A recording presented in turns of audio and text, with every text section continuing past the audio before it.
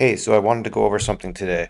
I have an integral on the board at the top, and rather than just go ahead and do this, I want to use this as an opportunity to introduce the Weierstrass substitution. And I have, just because the spelling's hard, I have that on the right of the board. And all the Weierstrass substitution is going to be is just this. T equals tan of x over 2. And the interesting thing about this is that if you had an integral like what we have here, you would never think to substitute t for tan of x over 2, right? You might try to substitute like u for the whole denominator, or I don't know, you might try to substitute for like you can't really do a trig sub, but you would usually substitute for something that's in the integral. And so, and of course, this is not something I would have thought of, but apparently Mr. Weierstrass thought of it a couple hundred years ago, I think. Sorry, I forget when he came with this. It was a long time ago though. And so it's just an interesting substitution that is really helpful with trig functions, particularly rational functions like what we have on the board usually with the sine and cosine in the denominator. And so what we'll do is what I want. So now that we've established what we're substituting, we're using t equals tan of x over 2. We want to figure out how do we use this for an integral like this because we don't have tan of x over 2 in this integral. So how do we get this in a form where we can use it? Well, what we need to do is we need to manipulate this a little bit so that we can get this in terms we want to find really sine of x. Let's put this down. We want to find sine of x and we want cos of x, and we're going to need that dx. We're going to need all of these values in order to solve this. So what we'll do, let's start with this. So what we can do is draw a triangle, and we're saying the angle for tan is x over 2. So when we have x over 2, tan is going to be t. Tangent is just the opposite over the adjacent side. So if we had t in 1, that would be opposite is t and adjacent is 1. T over 1 is t. So that this makes sense. And then because this is a right triangle, what we can do is we can find the hypotenuse, squaring both and getting the square root. So we know the hypotenuse is going to be t squared plus 1. I just squared it just to make it a little clearer. So then, once we have this triangle, we can figure out a few things.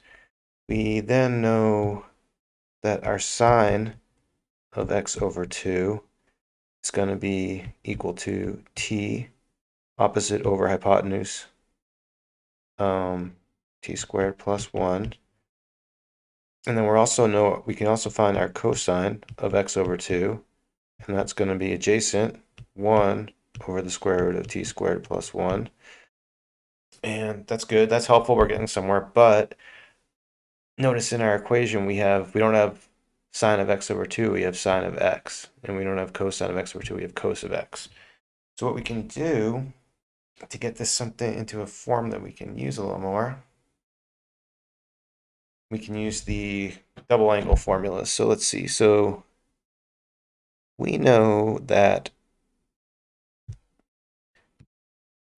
sine of 2x equals 2 sine x cos x. But then what that means, you can actually do a little trick here, and if instead of using x here, we substitute in there x over 2, we can rewrite this as sine of x, right? 2 times x over 2 is just x. And then we're just substituting in x over 2 for each x value. And then we have this equation. And the good thing is we know this and this because we have it right here. So what I'm going to do, we're just going to multiply this out, and we'll just substitute these values back in over here. So we have sine of x over 2 is going to be t over square root of, oh, that's not a t, not an x, t squared plus 1. And then the cosine value is going to be 1 over t squared plus 1. And then, let's see, I'm just going to go down here. And we'll just multiply that out, and we end up with 2t over square root of t squared plus 1. So that's good, because we got our first value that we needed here. So for sine of x, we want that to be 2t over, oh, sorry. When we multiply square root of t squared plus 1 times another one, we lose the square root. So let me just do a little edit here. This is going to be t squared plus 1. And this is going to be t squared plus 1. And then, okay, so then what I'm going to do for cosine, we're going to do something very similar.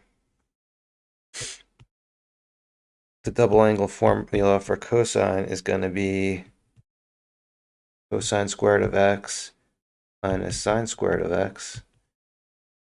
And then again, we'll substitute in our x over 2 value. Okay, and we have cosine of x is going to be equal to cosine squared of x over 2 minus sine squared of x over 2. And we can just substitute in the way we did. So cosine squared is going to be 1 square root of t squared plus 1 all squared, minus sine squared is going to be t square root of t squared plus 1 all squared. Then we're going to have, come down here, that's going to work out to 1 t squared plus 1 minus t squared plus 1, but that's just going to be 1 minus t squared. The order doesn't, I'm just going to write it that way. 1 minus t squared over 1 plus t squared. And so that's going to be our value for cosine. We'll fill that in our table right here.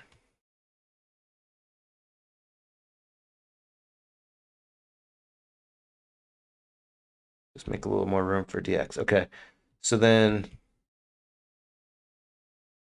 actually, while I'm doing that, if we did need a tan, if we need tan of x, we can just, tan of x is just sine x over cos x, right? So then we can just use these values and bring it here. You'll notice the t squared plus 1 cancels, and we get 2t over 1 minus t squared. So that's going to be our value for tan of x. We don't need it for this problem, though, right? We just need, we're looking to substitute in here, and we found sine and cosine. We have that. Now we just need our d of x. Okay. For this, we're going to start back. We're going to go back to our original substitution. We had t equals tan of x over 2. And then what I can do is, this can be, we can do this, we can take the inverse on both sides, and we can say tan inverse, tan inverse of t equals x over 2. And then we can multiply both sides by a 2. That doesn't look like a 2. We multiply both sides by a 2. And then we have x equals 2 tan inverse of t. But then we can just take the derivative on both sides, and we get dx equals 2. And the derivative of tan inverse t is going to be just 1 over 1 plus t squared dt. So what we have then, we'll just bring it back up to here with our other formulas. We have dx equals 2 dt 1 plus t squared. Okay, so now we have our problem on the board, and we have all of our formulas up to the right. So what I'm going to do is just make this substitution. So we're going to, and I'm going to bring the -3 to the outside of the integral just to get that out of the way. I think what I'll do is we'll do our dx first. So we have 2 dt, just substituting in for this dx, 1 plus t squared. And then what I'm going to do something here. So for -1, I'm going to write it as 1 plus t squared over 1 plus t squared. I'm just doing that because I want that, everything has got 1 plus t squared, so I'm going to want that to cancel, so I'm just writing -1 that way. plus 3 times sine of x is just going to be, just using the formulas over here, is going to be 2t over 1 plus t squared. And then minus cosine x is going to be 1 minus t squared over 1 plus t squared. And what I've done is, so this is multiplication, I just want to make that clear. The 1 plus t squared, that's just going to cancel with all these terms when we multiply this through over here. So that's going to cancel with that, with that, and with that. I'll take this 2 to the outside, okay, and then we'll rewrite this whole thing. So we're going to end up with minus 6 all over, and I'm going to kind of distribute the signs to kind of, so because we're going to have to put this all together. So we're going to get minus 1 minus t squared plus 6t minus 1 plus t squared. Whoops. And then the first thing I notice is, look, these t squareds are going to cancel, right? We'll have 0 there. And then this is going to simplify a little more. We're going to have minus 6 dt minus 2 plus 6t. Okay, and then what I'll do next is I'm just going to do we'll do a little u substitution. You could do this in your head, or it's just as easy to write it out real fast, I think. So, and then we'll get the derivative of that, and that's just going to be a 6 dt. What I'm going to do is I'm going to just put in a 6 there, but I can't do that without changing the integral, so we'll divide by 6. And then what we're going to have is going to be, just scroll a little bit. We're going to have negative 1 du, as we're saying this is du right here, 6 dt. And then the whole denominator is u. And so we're just left with minus ln of u for that integral. But then we know u to be minus ln of, let's see, minus 2 plus 6t. Sorry, we need absolute value. But we're not done, because remember, we're not looking for t. The original problem is in terms of x. Oh, don't do that. Integrals in terms of x, we need to get this back in x. And remember our original substitution right here, which was t equals tan x squared. So we know what t is. Okay, so then finally, for our final answer, we're going to have minus ln minus 2 plus 6 tan of x over 2. And we add a plus c, and then we're done. So that's the introduction to the Weierstrass substitution.